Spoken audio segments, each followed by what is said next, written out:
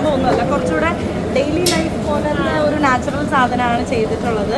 പിന്നെ എൻ്റെ ഫ്രണ്ട് എന്ന നിലയ്ക്ക് ഞാൻ സത്യം പറഞ്ഞാൽ പൊക്കി പറയുന്നതല്ല, എൻ്റെ ഫാക്ട് എനിക്ക് ഫീൽ ചെയ്ത കാര്യമാണ്. അവൾക്ക് കൊടുത്ത ആ ക്യാരക്ടർ അടിപൊളിയായി ചെയ്തിട്ടുണ്ട്. നല്ല സ്ക്രീൻ പ്രസൻസ് ആണ്. താങ്ക് യു പിന്നെ പറഞ്ഞാൽ ഇപ്പോഴും പറയുന്നത്. അപ്പോൾ ഉറപ്പായിട്ട് നിങ്ങൾ മായ്മ കാണുക.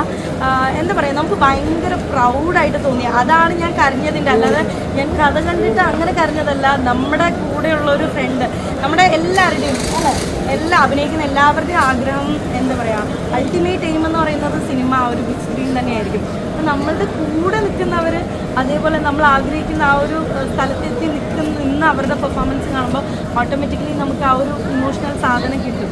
അതുതന്നെയാണ് വന്നിട്ടുള്ളത്. എനിക്ക് ആ സിനിമ തുടങ്ങിയപ്പോൾ മുതൽ അവൾ കരയുമ്പോൾ എനിക്ക് ചിരി വരുന്നു, അവൾ നാണമാകുമ്പോൾ എനിക്ക് ചിരി വരുന്നു, അയ്യോ നാണിക്കുന്നു. എനിക്ക് അങ്ങനത്തെ ഒരു ഇമോഷനാണ്. എല്ലാവരും കാണാം, ഇഷ്ടാവും. അവൾ ഗംഭീരമായിട്ട് ചെയ്തിട്ടുണ്ട്. എന്താ അത് ഞാൻ പിന്നെ കൊടുത്താളാം. അല്ല, അവൾ അടിപൊളിയായി ചെയ്തിട്ടുണ്ട്. എന്തായാലും എത്ര നാൾ കഴിഞ്ഞാലും അവൾക്ക് ഞാൻ നന്നായിട്ട് പെർഫോം ചെയ്തൊരു മൂവി എന്ന് പറഞ്ഞിട്ട് കാണാൻ പറ്റുന്നൊരു ഫിലിം തന്നെയായിരുന്നു. എൻ്റെ സൗണ്ട് താഴോട്ട് പോകും. ഞാൻ ഇനി ഉറപ്പ് പറയണം.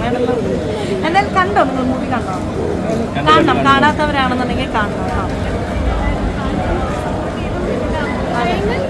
പിന്നെ വിത്ത് ഫ്രണ്ട്സ് ആൻഡ് ഫാമിലി തിയേറ്ററിൽ വന്ന് കാണണം.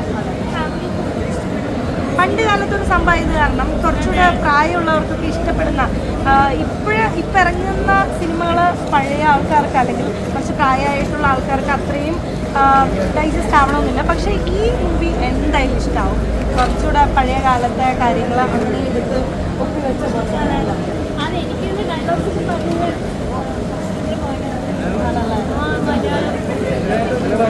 മലയാളം അറിയാം. ഇത്ര നേരം പിന്നെ ആ കുട്ടി ഉറുദുവിലാണോ ചേട്ടാ സംസാരിച്ചത്? മലയാളം അറിയാം, പക്ഷെ പുള്ളിയൊക്കെ ആയിട്ടല്ലേ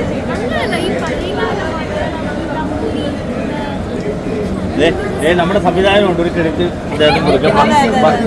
ഞാനിവിടെ ഒളിച്ചു കേട്ടോണ്ടിരിക്കുക.